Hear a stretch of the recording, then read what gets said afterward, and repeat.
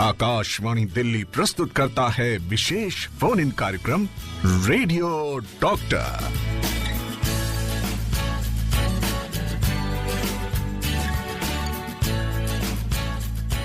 नमस्कार। Radio doctor के आज के नए अंक के साथ आपकी दोस्त शालिनी मित्तल स्वीकार करिए मेरा नमस्कार। रेडियो डॉक्टर में आज का विषय है डीलिंग विद ऑस्टियोआर्थराइटिस और इस विषय पर जानकारी देने के लिए हमारे साथ स्टूडियो में आ चुके हैं हमारे आज के एक्सपर्ट, आज के radio doctor doctor Deepak Joshi. आप डायरेक्टर हैं sports injury centre Safdarjung hospital नई दिल्ली में। बहुत बहुत स्वागत है डॉक्टर दीपक आपका आकाशवाणी के स्टूडियो में। बहुत बहुत थैंक यू, धन्यवाद। तो सर, ये जो विषय है ऑस्टियोआर्थराइटिस, तो हम सुनते तो बहुत हैं, गठिया का रोग है, बहुत कॉमन रोग है। हम समय समय पर रेडियो डॉक्टर में इस विषय को उठाते रहते हैं क्योंकि बहुत हमारे पास प्रश्न आते हैं कि इस रोग से संबंधित लोगों को जिज्ञासा है, उनकी कुछ समस्याएं हैं।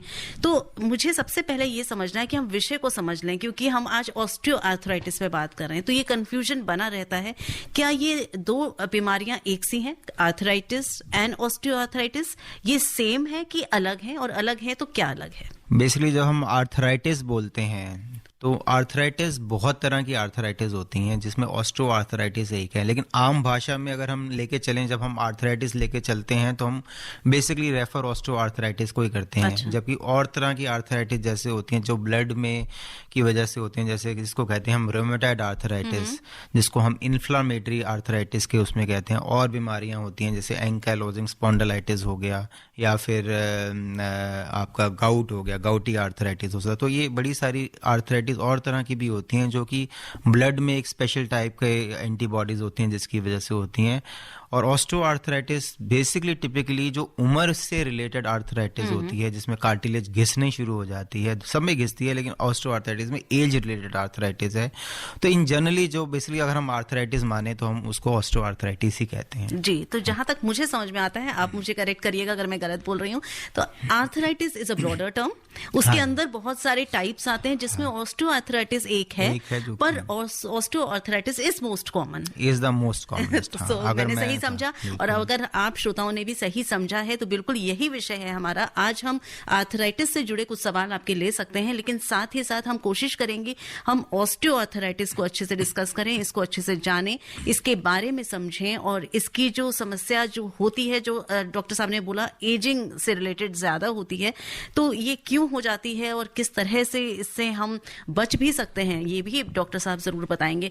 तो आपके मन में कोई प्रश्न है, आप कुछ पूछना चाहते हैं, आप इस बीमारी से जूझ रहे हैं, आपके मन में भी समस्याओं का या समाधान चाहते जरूर होंगे आप, तो बिल्कुल हमारे कार्यक्रम से जुड़ जाइए, इसको सुनिएगा जरूर। हम बात करेंगे ऑस्टियोआर्थराइटिस के बारे में। डॉक्टर दीपक जोशी हमारे साथ रहेंगे कार्यक्रम के अंत तक, तो जो भी पूछना है चूकिएगा नहीं, जरूर पूछ लीजिएगा। श्रोता जुड़ चुके हैं हमारे साथ फोन लाइन पर। डॉक्टर साहब बात कर लेते हैं पहले इनसे। हेलो हेलो हेलो जी, आप रेडियो डॉक्टर में हैं, बताएं। शालिनी मित्तल जी को रघुविंदर सिंह चट्ठा का नमस्कार। जी चट्ठा जी नमस्कार। आप पहले कॉलर बन गए हैं आज के प्रोग्राम के। हम हमेशा फर्स्ट ही रहते हैं। आप हमेशा फर्स्ट हैं। चलिए, बहुत अच्छी बात है। आप प्रश्न करिए, डॉक्टर साहब इंतजार में हैं आपके क्वेश्चन के। कार्यक्रम सबसे बेस्ट और फर्स्ट है, वैसे ही हम भी फर्स्ट। अरे वाह, थैंक यू कॉम्प्लीमेंट के लिए। और चलिए प्रश्न कर लेंगे। डॉक्टर साहब हमारे साथ हैं, डॉक्टर दीपक जोशी। डॉक्टर साहब को सादर प्रणाम। हाँ जी, हाँ जी। डॉक्टर साहब, मेरा सवाल ये है कि आर्थराइटिस और ऑर्थोआर्थराइटिस इन दोनों में फर्क क्या है? ये तो हमारा पहला प्रश्न था चट्टा जी, आप फर्स्ट नहीं हुए, हमने ये क्वेश्चन पूछ लिया है। उसको आगे जोड़ के, मैं उसको रिपीट नहीं पूछा, उसका जोड़ के देख रहा हूँ। अच्छा, चलिए।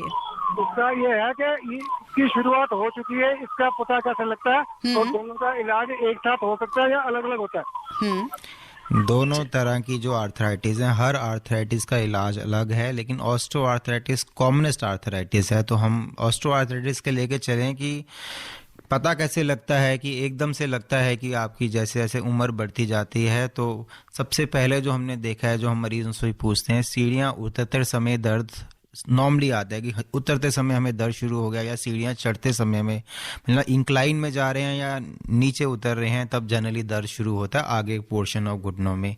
तो सबसे पहला सिम्टम तो यही होता है, तब इसका मतलब आपके आर्थराइटिस स्टार्ट हो गया और आपको अपनी बॉडी पे अब ध्यान देना पड़ेगा। जी, तो मैं सिम्टम्स जानना चाह रही थी डॉक्टर साहब। तो एक सिम्टम आपने ये बताया, और ये इनिशियल सिम्टम है कि सीढ़ी चढ़ते और उतरते वक्त पेन होना। क्योंकि कॉमनेस जो ज्वाइंट इन्वॉल्व है हिंदुस्तानियों में वो है घुटने का ज्वाइंट, जो ऑस्टियोआर्थराइटिस में। बाकी ज्वाइंट भी इन्वॉल्व होते हैं, वो लेट स्टेज में होते हैं, लेकिन सबसे पहले जो इन्वॉल्व होता है वो नी होता है जी। तो नी में सबसे पहला सिम्टम जनरली जो मरीज हमें बताते हैं कि हमें सीढ़ी, वैसे कोई प्रॉब्लम नहीं, जितना मर्जी चला लो, लेकिन सीढ़ी जैसे ही उतरते हैं तो उतरा नहीं जाता, धीरे धीरे उतरना पड़ता है।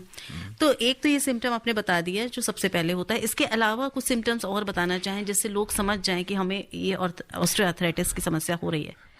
तो ऑस्टियोआर्थराइटिस बेसिकली अगर हम लेके चलें कि ऑस्टियोआर्थराइटिस होता है हड्डी का घिसना, जो कि उम्र के साथ साथ नॉर्मल है।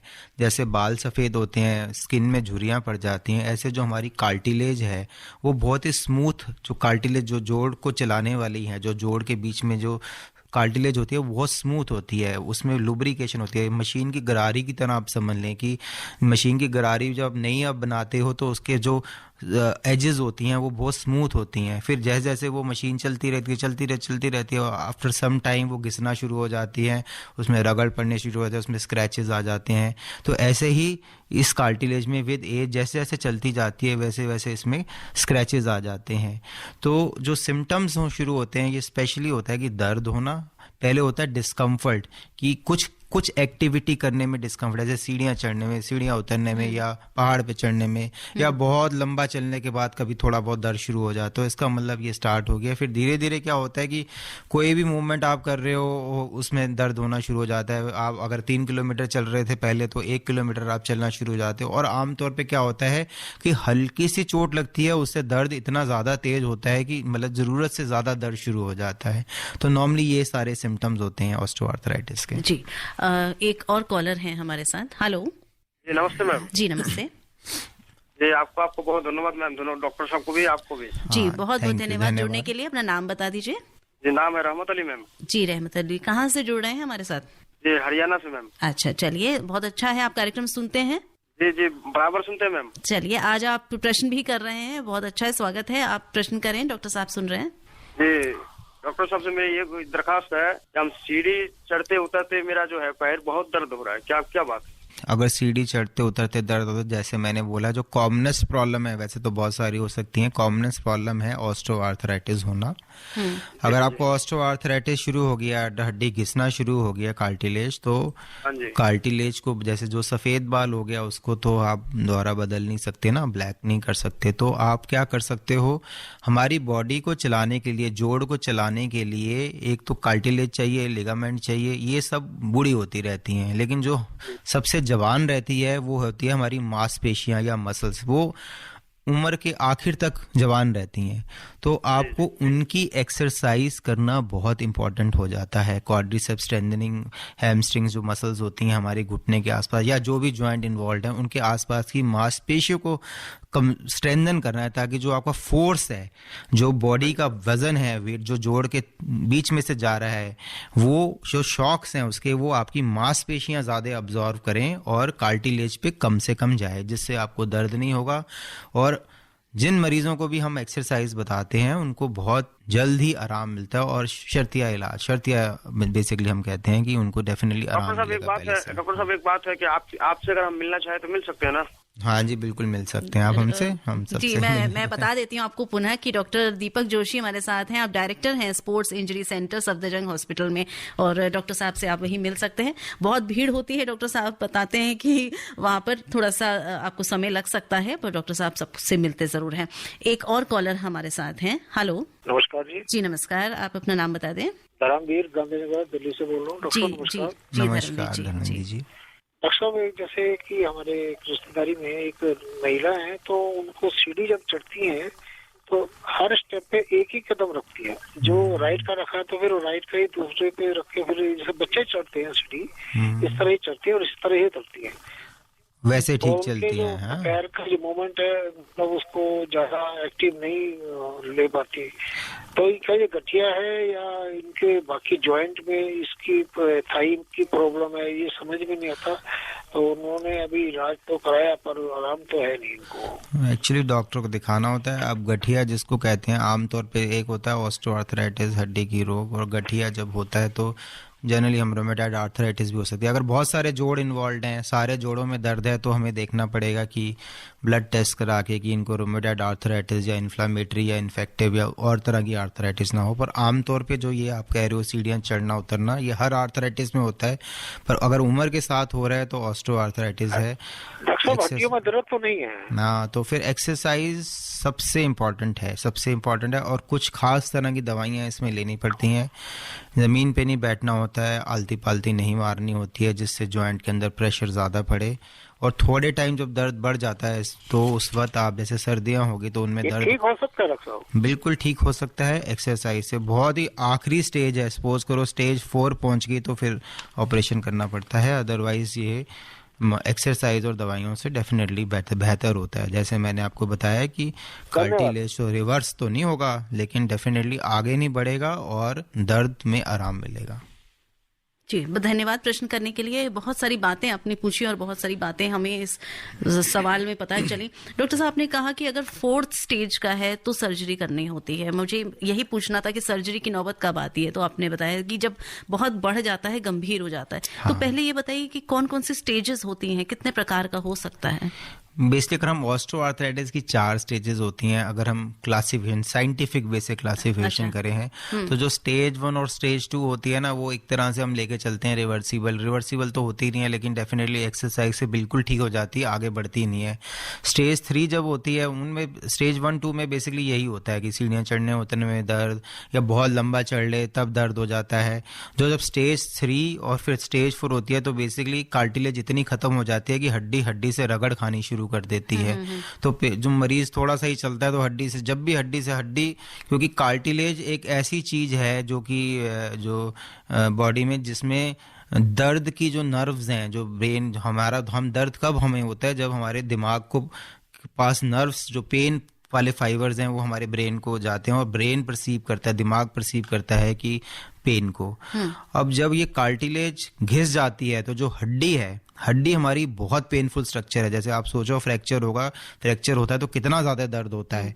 तो जब हड्डी से टकराती है, मतलब 2 नसें एक दूसरे से टकरा रही हैं एक तरह से, तो दिमाग को बिल्कुल एकदम से झंझनाहट होती है और दर्द की बहुत वो होती है और पेशेंट कराहा उठता है। जब इस तरह की प्रॉब्लम होती है कि हर कदम पे दर्द है तो ऑपरेशन कराना चाहिए, और ऑपरेशन भी बहुत सक्सेसफुल है। जी, तो ऑपरेशन मतलब उसको ट्रांसप्लांट ही हो गया, घुटना बदलना, नी रिप्लेसमेंट या हिप रिप्लेसमेंट या बाकी जोड़ की। तो ये लास्ट स्टेज में करना पड़ता है। लास्ट स्टेज में तो ये लास्ट स्टेज तक नहीं पहुंचे, इसके लिए आपने बताया कि एक्सरसाइज की बहुत आवश्यकता है।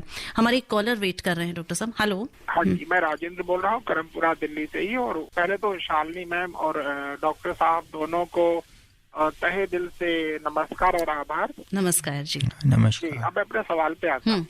डॉक्टर साहब, मुझे ना 2004 से ही कमर में और गर्दन में जो है वो परेशानी है। कमर में जो है जो डिस्क है उसमें कोई परेशानी नहीं है, जो दोनों ये हिप्स है ना, इसके दाएं बाएं ऊपर नीचे जो है इसमें प्रॉब्लम हो रही है। और गर्दन में होती है ना पीछे नेक की जो हड्डी होती है उसके बाएं तरफ नहीं, दाएं तरफ ज्यादा। अब ये क्या होता है कि आगे की ओर अगर मैं बेंड होता हूँ तो मुझे बहुत तकलीफ होती है, यूं लगता है मेरे हिप्स के थ्रू ही प्राण निकल जाएंगे। और अगर मैं दाएं बाएं या पीछे की ओर बैंड फोल्ड होता हूँ तो मुझे जो है उसमें रिलीफ मिलता है। तो अब मैं जानना चाह रहा हूँ कि इज इट ऑस्टियो या ये कोई और बीमारी हो सकती है? इसके लिए मैंने आयुर्वेदा की दवा भी खा ली, ऑइंटमेंट, ट्रीटमेंट, मेडिसिन, एलोपैथी भी, होम्योपैथी भी।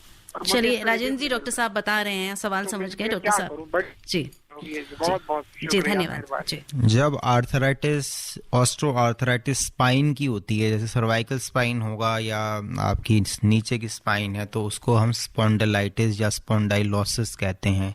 तो एक तरह से इसमें भी जो रीढ़ की हड्डी के छोटे छोटे फेसेट जॉइंट्स हैं, इसमें ऑस्टियो आर्थराइटिस हो जाती है, जिसकी वजह से रीढ़ की हड्डी नैरो हो जाती है और दर्द होना शुरू हो जाता है क्योंकि नसों पे प्रेशर पड़ता है।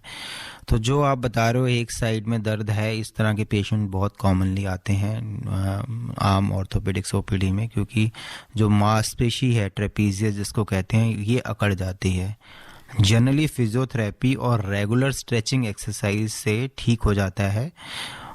अनलेस अनटिल जो आप कह रहे हो हिप में पेन है, तो हिप में तो फिर एक्सरे करा के देखना पड़ेगा एग्जैक्टली क्या है, क्योंकि हिप में भी ऑस्टियोआर्थराइटिस हो सकती है, पर इन जनरली हमने हिंदुस्तानियों में कम देखा गया है ये हिप की ऑस्टियोआर्थराइटिस। तो देखना पड़ेगा एवियन ना हो या फिर कुछ और प्रॉब्लम ना हो, तो ये आपको एक्सरे करा के मतलब सलाह परामर्श करना पड़ेगा आसपास के ऑर्थोपेडिक सर्जन से। तो एक बार इन्वेस्टिगेशंस करा लीजिए डॉक्टर साहब, जैसा कह रहे हैं राजेंद्र जी।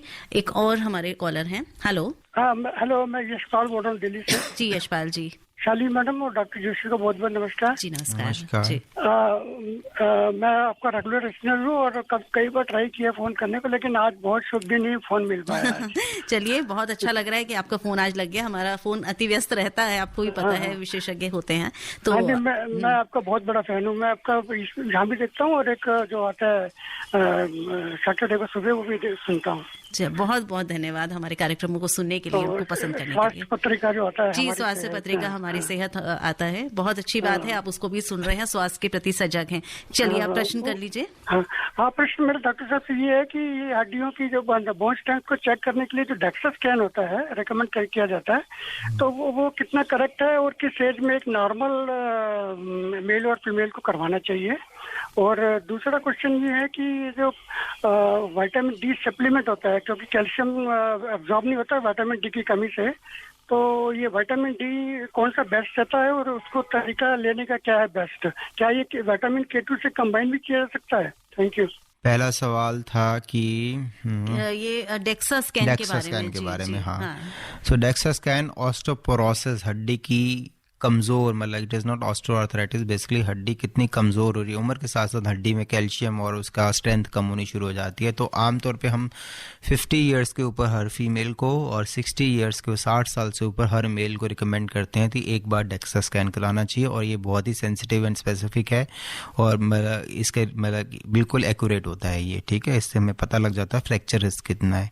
अगर आपका डेक्सा स्कैन खराब है उस उम्र में, तो फिर आपको दवाइयों के साथ एवरी ईयर कराना पड़ेगा। अगर आपका बिल्कुल नॉर्मल है तो आपको एवरी 5 ईयर कराना पड़ेगा। मैं ये हम रिकमेंड करते हैं जनरली पेशेंट्स को।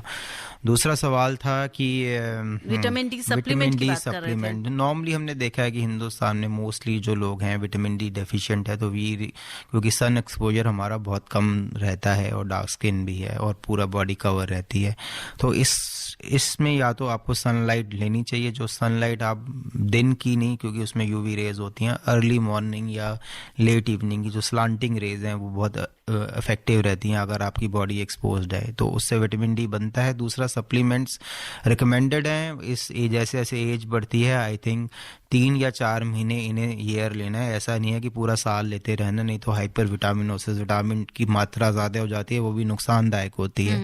तो लिमिट में लेना है, 4 से 5 महीने आई थिंक इन्हें ईयर जो है साल में, वो बहुत एडिक्वेट है, along with calcium absorbent. Vitamin K2 के साथ लेना है या नहीं लेना ऐसा ज़रूरी नहीं है, आप सिंपल विटामिन डी लीजिए, कोई भी विटामिन डी आप ले सकते हैं, उसमें हर तरह से है। अगर आपको कुछ GIT प्रॉब्लम है, आपको बार बार डायरिया या किसी को पेट खराब रहता है और लगता है कि विटामिन डी अब्जॉर्ब नहीं होगा, तो इसको इंजेक्शन के फॉर्म में लिया जा सकता है। तो इंजेक्शन में 6 लाख यूनिट्स होते हैं, तो मतलब एक इंजेक्शन करीब 3 महीने की दवाई को कवर जनरली कर लेता है। अच्छा, एक इंजेक्शन में उतनी रहती है। ओके। एक इन्होंने ये और जानना चाहता है, जहाँ तक मुझे समझ में आया, कि इसको कैसे लिया जाना है? क्या विटामिन डी की जो टैबलेट सैशे जो भी है उसको लेने की कोई विधि होती है, पानी के साथ, दूध के साथ, रात में, दिन में? आजकल काफी जेल बेस्ड टैबलेट्स होती हैं, आप नॉर्मली पानी के साथ लें और दिन में ले सकते हो, अर्ली मॉर्निंग आप ले लो, है ना। दूध के साथ भी ले सकते हो, सैशेट्स को आप पानी में मिला के ले सकते हो, दूध में मिला के भी ले सकते हो। ऐसा हार्ड एंड फास्ट रूल नहीं है। ठीक है, ठीक है। हमारे पास मैसेजेस भी आ गए हैं, हमारे श्रोता हमको लिखकर भेज रहे हैं। प्रलीना सेन झारखंड से हमें लिखकर भेज रही हैं। इनका प्रश्न है, does osteoarthritis affect teenagers also, या सिर्फ एडल्ट्स को होता है? और what kind of diet one should take to avoid osteoarthritis?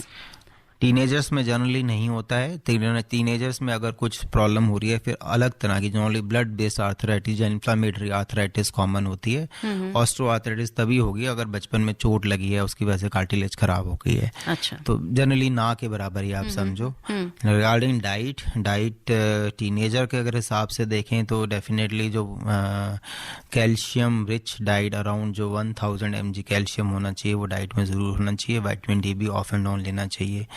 Dietary में जो बैलेंस डाइट है जिसमें adequate amount of carbohydrate, protein, leafy vegetables और जिसमें विटामिन्स और मिनरल्स होते हैं, तो बैलेंस डाइट ज़रूर लेना चाहिए। बच्चे डेफिनेटली आजकल बाहर का फ्राइड फूड्स और पिज़्ज़ा और इनमें खाते हैं, जो कि डेफिनेटली मतलब मैं ये तो नहीं कहूँगा, मानेंगे नहीं आपकी बात कि खाना बंद कर दो। तो बेसिकली है कि वो भी खाएं लेकिन जो हेल्दी डाइट है वो भी डेफिनेटली साथ साथ में लें। और दूसरा है कि जो पीक कैल्शियम है बॉडी का वो 30 साल तक बनता है, उसके बाद कैल्शियम डाउन होना शुरू हो जाता है। तो जो आपने एक्सरसाइज और व्यायाम और जो आपने कैल्शियम लिया है अप टू 30 ईयर्स तक, वही आपकी पूरी जिंदगी के लिए काम आएगा। तो वो पीरियड भी वो आपका बैंक बन जाता है। जी, तो 30 तक बहुत ध्यान रखना है और नियमित रूप से एक्सरसाइज करनी है और खान पान पे भी डॉक्टर साहब ने कहा विशेष ध्यान रखना है। पर डॉक्टर साहब ने खुद ही कहा कि बच्चे आजकल उनका खान पान उतना अच्छा नहीं है, तो क्या बच्चों को भी सप्लीमेंट्स देने चाहिए शुरू से ही? आजकल हमें देने पड़ते हैं। बच्चे जैसे ग्रोथ होते हैं, स्कूल गोइंग चिल्ड्रन होते हैं, लेते ही नहीं है कैल्शियम। और बॉडी पेन, बॉडी एक बैक के जनरलाइज बॉडी पेन के साथ आते हैं, तो हमें सप्लीमेंट्स देने पड़ते हैं उनको। पर आइडियल अगर हम सोचें कि वो डाइट में लें तो ज़्यादा बेहतर रहेगा, पर अगर नहीं ले रहे हैं तो सप्लीमेंट्स देने की ज़रूरत पड़ती है। एक कॉल ले लेते हैं। हेलो, नमस्कार मैम। जी नमस्कार। डॉक्टर सर को नमस्कार। नमस्कार। मेघा जी बोल रही हैं? मैं वैष्णो से बात कर रही जी मेघा जी, हाँ प्रश्न कर लीजिए। मेरे जो बुआजी है उनको ना मतलब जो पैर का ऊपर हिस्से होते हैं जहाँ से पैर स्टार्ट होते हैं वहाँ पे बैक में मतलब पेन होता है। कब होता है? या तो चिड़िया चढ़ती है तब, या फिर मान लीजिए चारपाई पे बैठे हो पैर ऊपर करने लगे तब। ये क्या कारण है और इसके लिए क्या करना चाहिए? जी डॉक्टर साहब बता रहे हैं। पैर यहाँ से स्टार्ट हो रहे हैं। अगर आप कह रहे हैं लोअर बैक है तो लोअर बैक इस उम्र में डेफिनेटली, उम्र ज़्यादा है तो 2-3 चीज़ें हो सकती हैं। एक तो स्पॉन्डिलोसिस जो कॉमन है, दूसरी जो प्रॉब्लम है ऑस्टियोपोरोसिस होना, जो कि जिसके बारे में हम बोल चुके हैं, तो डेंसिटोमेट्री करानी चाहिए। फिजियोथेरेपी एंड एक्सरसाइजेस बहुत इंपॉर्टेंट है। सबसे इंपॉर्टेंट है कि अगर बहुत दर्द है तो एक्सरे ज़रूर कराना चाहिए कि रूल आउट करने के लिए कोई छोटा मोटा फ्रैक्चर ना हो। और दूसरा कि आर्थराइटिस या स्पॉन्डिलोसिस किस तरह की है। ट्रीटमेंट सबके लिए इम्पॉर्टेंट है, एक्सरसाइज करना। ठीक है जी, चलिए बहुत बहुत धन्यवाद प्रश्न करने के लिए मेघा जी। और अब यहाँ पर एक ब्रेक लेंगे, लौट कर आएंगे, आपके सभी प्रश्नों को शामिल करने की पूरी कोशिश करेंगे। आप लिखते रहिए, हमें फोन करते रहिए, सुनते रहिए रेडियो डॉक्टर। आज बात कर रहे हैं ऑस्टियो आर्थराइटिस पर। आप सुन रहे हैं विशेष फोन इन कार्यक्रम रेडियो डॉक्टर। आप है कार्यक्रम रेडियो डॉक्टर में बात कर रहे हैं आज ऑस्टियो आर्थराइटिस के बारे में। आज का हमारा विषय dealing with osteo arthritis. Doctor Deepak Joshi, director sports injury centre Safdarjung hospital, हमारे साथ रेडियो डॉक्टर के रूप में। और डॉक्टर साहब ने बहुत सारी बातें हमें अभी बता दी हैं। कार्यक्रम में थोड़ा सा भाग अभी बाकी है। हमारे एक कॉलर हमारे साथ जुड़ गए हैं। हेलो जी नमस्कार। जी नमस्कार। मैं पीपी गौतम मेरठ से बोल रहा हूँ। हाँ जी। मेरा पूछना है कि मल्टीविटामिन का ऑस्टियो आर्थराइटिस में कोई सामंजस्य है क्या? कोई ऐसा विटामिन है जो आर्थराइटिस को प्रभावी है? और कृपया विस्तार से बताने की कृपा करें। चलिए डॉक्टर साहब बता रहे हैं। ऑस्टियो आर्थराइटिस के लिए एज सच कोई विटामिन नहीं है। कुछ मेडिसिन हैं कुछ तरह की जो दी जाती हैं, कुछ सप्लीमेंट्स हैं ग्लूकोसामीन्स के, वो दिए जा सकते हैं। पर सबसे इम्पॉर्टेंट अगर हम लेके चलें, जैसे मैंने पहले भी बताया, जो एक्सरसाइज है, आप चाहे कोई भी दवाई ले लें, एक्सरसाइज के बिना नहीं होगा। ठीक है ना? एक्सरसाइज करना और मसल्स को स्ट्रॉन्ग करना ताकि मसल्स आपकी बॉडी का लोड लें, ना कि जॉइंट्स, ना कि कार्टिलेज। तो ये हमारा मेन एम रहता है। तो अगर आप स्ट्रेंथनिंग करेंगे तो आमतौर पे हमने देखा है within a month 50% relief आ जाता है एक्सरसाइज करने के बाद। जी, आप डॉक्टर साहब एक्सरसाइज के साथ आपने फिजियोथेरेपी का भी उपयोग बताया था उसमें। हाँ, तो फिजियोथेरेपी क्या रेगुलर करानी पड़ती है अगर किसी को आर्थराइटिस की समस्या हो रही है, या कुछ समय के बाद बंद भी हो सकती है? नहीं, रेगुलर कराने की जरूरत नहीं है। फिजियोथेरेपी का जो होता है, फिजियोथेरेपी बेसिकली टेम्परेरी रिलीफ के लिए। जब दर्द बहुत ज़्यादा है और घुटने के साइड में दर्द है, मसल में दर्द हो रहा है, तो हम वेरियस तरह की, डिपेंडिंग अपॉन क्या एग्जैक्टली प्रॉब्लम है, एग्जामिन करके देखते हैं, तो हम उस तरह की फिजियोथेरेपी उस पेशेंट को प्रिस्क्राइब करते हैं कुछ समय के लिए। क्योंकि दर्द में अगर हम बोलेंगे कि जाओ दर्द ज़्यादा है जाके एक्सरसाइज करो, तो पेशेंट करेगा ही नहीं एक्सरसाइज, क्योंकि दर्द में मुश्किल है। तो सबसे पहले है दवाइयाँ, दर्द की दवाइयाँ देना, सिकाई करना गर्म पानी से अगर मसल्स की हैं, अगर एक पर्टिकुलर पॉइंट पे है तो वहाँ बर्फ़ की सिकाई एडवाइस करते हैं एक मीडियल साइड में, या जहाँ हमने देखा अंदर की तरफ कई बार बहुत पेन होता है पेशेंट्स को, तो हम लोग बर्फ़ की सिकाई करते हैं। और एक बार जब फिजियोथेरेपी वगैरह से दर्द खत्म हो जाए फिर हम एक्सरसाइज पर डाइव करते हैं। तो बेसिकली है कि दर्द कई बार, बहुत बार during the time of osteoarthritis कई बार बहुत ज़्यादा बढ़ जाता है, असहनीय होता है, तो बेसिकली तब हम शॉर्ट टाइम के लिए, मे बी हफ्ते 2 हफ्ते के लिए फिजियोथेरेपी एडवाइस करते हैं। पर ये लगातार लेने की ज़रूरत नहीं है। लगातार जो आपको करना है वो एक्सरसाइज करनी है, वो आपको एक बार तरीका सीख के घर पर ही करनी होती है। और थोड़ा सा ये भी बता दीजिए डॉक्टर साहब, आपने जो बताया ठंडी सिकाई गर्म सिकाई, ये भी बहुत कंफ्यूजन रहता है, कब ठंडी कब गर्म, क्या ऑल्टरनेट करना होता है? मोटा मोटा जो हम लेके चले, जब चोट लगती है तो उसके बाद जो सिकाई करनी है, जो दर्द हो रहा है, तो आपको ठंडी सिकाई करनी होती है, एक्सेप्ट फॉर स्पाइन। स्पाइन में हमेशा गर्म करनी है, ठीक है। घुटने में, एंकल में कहीं भी चोट लगे तो आपको ठंडी से करनी है। वो भी आपको सबसे ज़्यादा जो इफेक्टिव रहेगी वो 72 आवर्स के लिए रहेगी। मतलब आपको ये नहीं है कि हफ्तों ठंडी सिकाई करनी है, बेसिकली फर्स्ट 72 आवर्स या बेसिकली 4-5 दिन के लिए ही करनी है आपको। और मोस्ट ऑफ द टाइम जो ऑस्टियोआर्थराइटिस में जो मसल्स में दर्द होता है, जो कि बिना चोट लगे होता है, उसमें जनरली हम गर्म सिकाई पर एडवाइस करते हैं। अगर किसी सिर्फ एक ही पॉइंट पे दर्द है तो कई बार हम, जैसे बोनी पॉइंट है कि वहाँ जहाँ पे है, तो कई बार हम लोग ठंडी सिकाई एडवाइस करते हैं। मोटा मोटा लेके चलें कि आप चोट लगे तो ठंडी, अगर अदरवाइज क्रॉनिक पेन है तो आपको गर्म सिकाई करनी। जी, ये डिफरेंस भी समझना बहुत जरूरी था और बहुत सारे श्रोताओं के मन में ये सवाल होगा। हमारे एक और कॉलर हमारे साथ जुड़ गए हैं। हेलो जी, आप रेडियो डॉक्टर में हैं जी। मैम गुड इवनिंग, मनीष आजाद बोल रहा हूँ sir, thank you so much. हाँ मनीष जी, सवाल पूछना था। मम्मी को ऑर्थराइटिस है और डॉक्टर हितेश इनको देख रहे हैं। अब जैसे कभी कभी जब से मेरी सर्जरी हुई है, मेरे को उसके बाद मेरे को भी घुटने में दर्द शुरू हो चुका है, तो क्या ये जेनेटिक हो सकता है कि मतलब, और या मेरे को भी कोई टेस्ट कराना चाहिए, ऐसा कोई टेस्ट चाहिए जिससे मुझे पता लग जाए कि मेरे को है नहीं है? कोई टेस्ट हो सकता है सर? क्लिनिकल एग्जामिनेशन सबसे इम्पोर्टेंट है और एक्सरे कराना सबसे इम्पोर्टेंट है। एज सच कई पेशेंट मेरे पास आते हैं बोलने की मेरी मदर को भी था, मेरे जो ये जेनेटिक जो होती हैं, ये जनरली रोमेटॉइड आर्थराइटिस या इन्फ्लामेटरी जो ब्लड रिलेटेड आर्थराइटिस होती हैं, गाउटी आती है, जनरली कई बार जेनेटिक होती हैं। पर ऑस्टियोआर्थराइटिस प्योरली एज के साथ एसोसिएटेड है। और आपको जो दर्द हो रहा है तो बेसिकली अगर स्टार्ट हो गया तो इसका मतलब आपको एक्सरसाइज पे बहुत अच्छे से ध्यान देना पड़ेगा ताकि आपका दर्द ठीक हो जाए और ये बिल्कुल आगे ना बढ़े उससे, और आपको नी रिप्लेसमेंट की नौबत ना आए। बहुत बहुत धन्यवाद प्रश्न करने के लिए। और डॉक्टर साहब, हमारे पास मैसेजेस भी आए हैं, हमारे बहुत सारे श्रोता धन्यवाद दे रहे हैं कि आज आप इस कार्यक्रम में आए हैं समय निकालकर, और जो जानकारी और जो जवाब आप दे रहे हैं वो उन्हें पसंद आ रहे हैं। ऐसा ही एक मैसेज लिखा है देवदत्त पारसोलिया जी ने, और लिख रहे हैं कि बहुत अच्छा कार्यक्रम लग रहा है, जानकारी बहुत अच्छी मिल रही है और बहुत कुछ जानने को मिल रहा है। साथ ही साथ नमस्ते करके धन्यवाद दे रहे हैं हमारे श्रोता विद्यापति कुशवाहा जी की कार्यक्रम हमें बहुत पसंद आ रहा है, ऐसा इन्होंने लिखा है। डॉक्टर साहब, एक ये प्रश्न लिखा है सुरेश जी ने, दिल्ली में रहते हैं, और इन्होंने लिखा है इनकी उम्र 61 इयर्स है, घुटने में बहुत दर्द हो रहा है और सूजन भी रहती है घुटने में, दवा खाने से थोड़ा सा दर्द कम हो जाता है, तो ये किस तरह की समस्या है? अगर बुखार के साथ सूजन आ रही है तब तो इन्फेक्शन होती है। जनरली जो सूजन देखने में आती है, क्या होता है कि जब भी हड्डी रगड़ खाती है एक दूसरे के साथ तो कुछ पार्टिकल्स होते हैं उसके जॉइंट में गिर जाते हैं, तो बॉडी रिएक्ट करती है। बॉडी हमेशा आपको प्रोटेक्ट करने की कोशिश करती है, ठीक है। जो शरीर अपना हमेशा कोशिश करता है कि आपको प्रोटेक्ट किया जाए, तो इसलिए वो, क्योंकि ग्रीस तो बना नहीं सकता, तो इसलिए वो फ्लूइड बहुत सारा बना देता है ताकि हड्डी कम से कम रगड़ खाए। तो फ्लूइड बनने की वजह से कई बार मरीजों को काफ़ी ड्रैगिंग सेंसेशन रहता है, दर्द बढ़ जाता है, घुटना मुड़ता नहीं है पूरा। तो ऐसी सिचुएशन बेसिकली ऑस्टियोआर्थराइटिस में देखी गई है। और बहुत ज़्यादा पानी भर गया तो कई बार हमें इंजेक्शन से पानी निकालना पड़ता है। ज़्यादातर केसेस में हमने देखा है कि दवाइयों और एक्सरसाइज से धीरे धीरे पानी खत्म हो जाता है और दर्द भी कम हो जाता है। जी, हमारे एक और कॉलर वेट कर रहे हैं। हेलो। हेलो जी, किशन लाल जी। नमस्कार जी। जी नमस्कार। मेरा नाम किशन लाल है, मैं वजीराबाद से बोल रहा हूँ। जी, आप क्वेश्चन करें। मेरे को ना सर्वाइकल बताया था, मेरे को वैसे अस्थमा भी है। तो अब मेरे ना पैर चलने बंद हो गए हैं, थोड़ा सा चलता हूँ एकदम हाँफ जाता हूँ। हेलो जी, आपकी आवाज आ रही है, डॉक्टर साहब सुन रहे हैं जी। आप क्या पूछना चाहते हैं? थोड़ा सा चलते हाफ जाते हैं, आपको सांस की तकलीफ हो जाती है या दर्द बढ़ जाता है? दर्द तो है नहीं जी।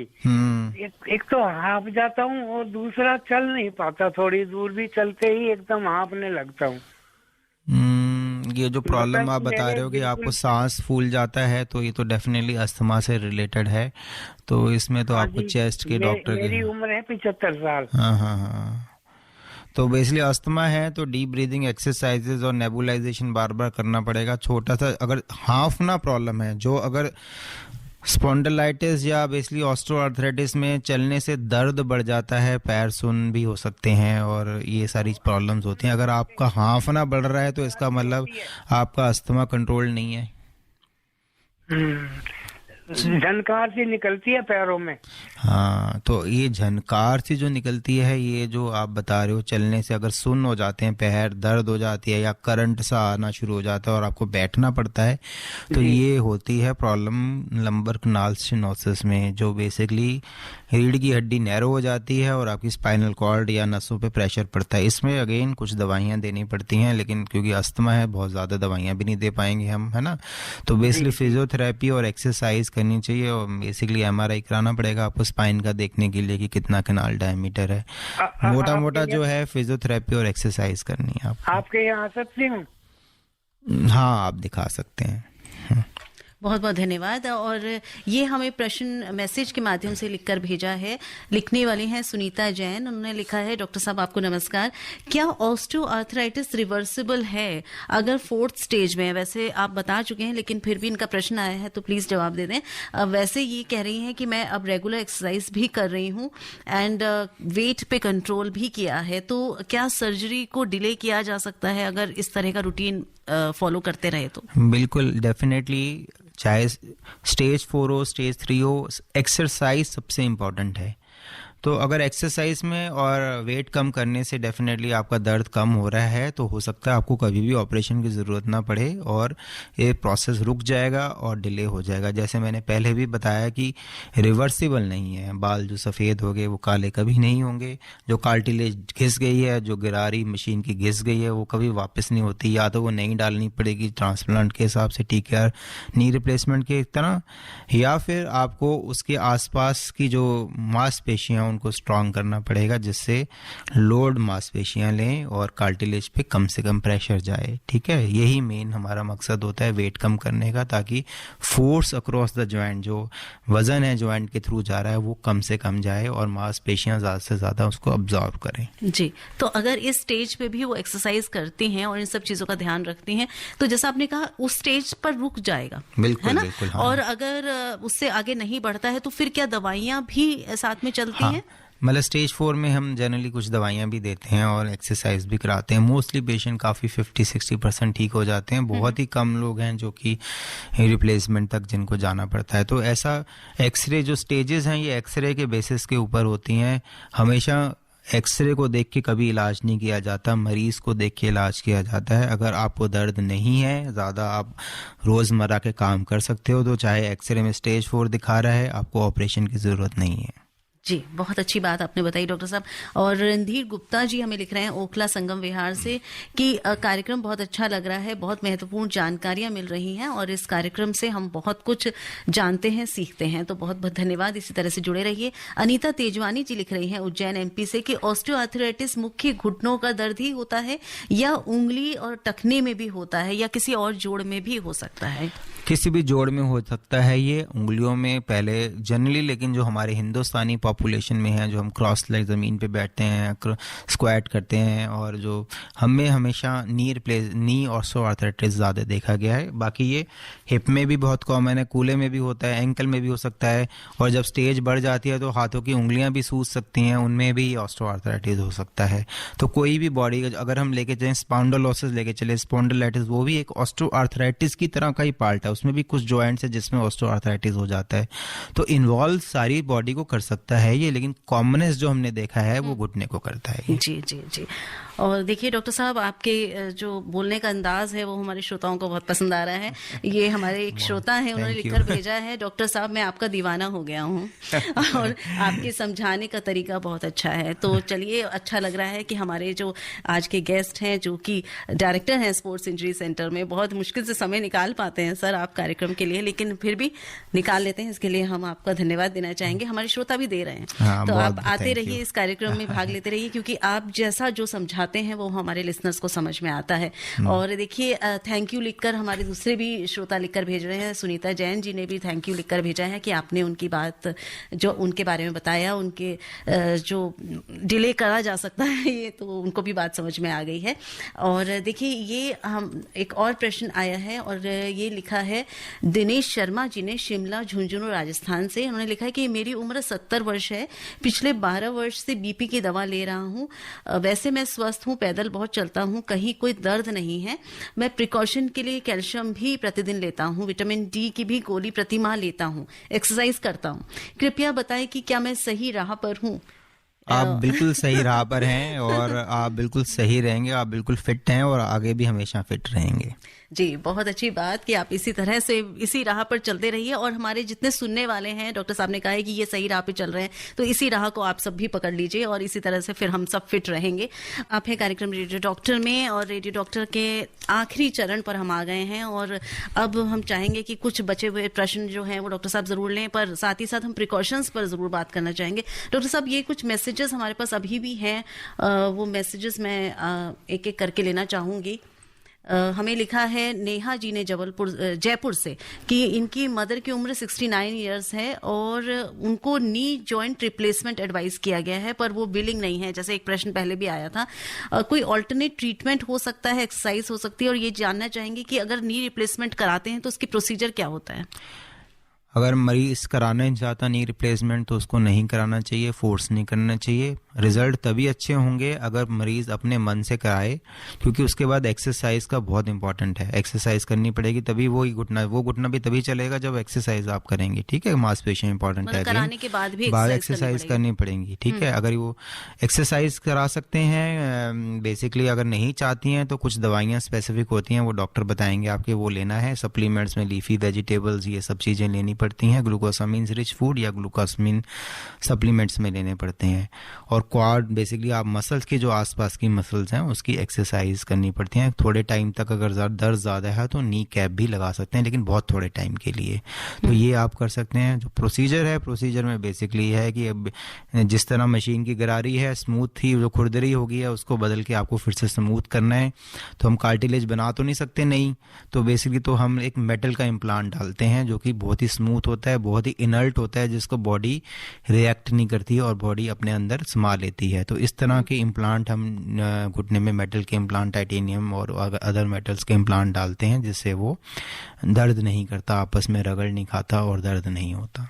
जी, और एक ऐसा प्रश्न और आया है, निसार अहमद जी हमें जानना चाह रहे हैं मेरठ से, कि इनकी उम्र 72 इयर्स है और इनको कूल्हे में दर्द की समस्या ज़्यादा है, और ये लिख रहे हैं कि जब मैं स्टूल पर बैठकर काम करता हूँ, मेरा काम उसी तरह का है, तो 2 घंटे से ज़्यादा समय होता है तो मुझे दर्द होने लगता है। तो ऑस्टियोआर्थराइटिस हो सकता है? हाँ, बिल्कुल हो सकता है। ऑस्टियोआर्थराइटिस कूल्हे का भी हो सकता है, इनको एवियन भी हो सकता है, एवेस्कुलर नेक्रोसिस भी हो सकता है। कूल्हे का अगर बैठने का काम करते हैं तो इनको सबसे पहले तो एक्सरे कराना चाहिए। एक्सरे में बिल्कुल डायग्नोसिस क्लियर कट बन जाएगा कि क्या एक्चुअल प्रॉब्लम है, आर्थराइटिस है या फिर एवियन है या कुछ और प्रॉब्लम है, तो अकॉर्डिंगली इसका इलाज किया जाएगा। अगर आर्थराइटिस है तो आपको एक्सरसाइज जरूर करनी है। कूल्हे की अलग तरह की एक्सरसाइजेज होती हैं, ठीक है, वो आप सीखेंगे तो डेफिनेटली इसमें लाभ मिलेगा। जी, और डॉक्टर साहब आप समय इतना ही है कि जो मैंने प्रॉमिस किया था, आप जरूर थोड़ा सा एक बार चलने से पहले बता दें कैसे बचें, प्रिकॉशंस क्या जरूरी हैं, और लाइफस्टाइल पे कुछ बताएं। लाइफस्टाइल में ये है कि ऑस्टियोआर्थराइटिस प्रिवेंशन के लिए हमें लाइफ लॉन्ग एक्सरसाइज, थोड़ा बहुत तो बॉडी को ट्यून अप करना पड़ेगा, मसल्स को स्ट्रांग रखना पड़ेगा। तो बच्चों से लेके जब आपकी यूथ है उसी में आप एक्सरसाइज ज़रूर करें, हिप की, नी की स्ट्रेंथनिंग एक्सरसाइज, स्ट्रेचिंग जरूर अपनी बॉडी को अराउंड मे बी रोज़ नहीं तो एटलीस्ट 3 या 4 दिन एक हफ्ते में आप 15-20 मिनट अपनी बॉडी पे लगाएं। खान पान का ध्यान रखें, ग्रीन लीफी वेजिटेबल्स में ग्लूकोसामीन्स होते हैं एडिक्वेट अमाउंट में, अगर पूरी उम्र खाएंगे इनको तो कभी बुढ़ापे में प्रॉब्लम नहीं होगी फिर आपको। तो ये सबसे इम्पॉर्टेंट है, और बार बार बीच बीच में कैल्शियम और विटामिन डी भी साल भर में 3-4 महीने के लिए लेना चाहिए। तो डाइट, एक्सरसाइज और हेल्दी लाइफ ये सबसे इम्पॉर्टेंट है। जी, तो आपने बता दिया diet, lifestyle, healthy and balanced food, ये मूल मंत्र है। अगर आप ऑस्टियोआर्थराइटिस से बचना चाहते हैं या और भी किसी बीमारी से आप बचना चाहते हैं तो यही मूल मंत्र है। आज हमने बात की डीलिंग विद ऑस्टियोआर्थराइटिस। हमारे साथ रहे doctor Deepak Joshi, director sports injury centre Safdarjung hospital. Doctor साहब बहुत बहुत धन्यवाद यहाँ आने के लिए, समय निकालने के लिए और इतनी जानकारी हमारे श्रोताओं के साथ साझा करने के लिए। बहुत बहुत धन्यवाद, थैंक यू। स्वीकार करिए अपनी दोस्त शालिनी मित्तल का भी नमस्कार। अभी आप आकाशवाणी दिल्ली से विशेष फोन इन कार्यक्रम रेडियो डॉक्टर सुन रहे थे। कार्यक्रम की प्रस्तुतकर्ता थी शालिनी मित्तल।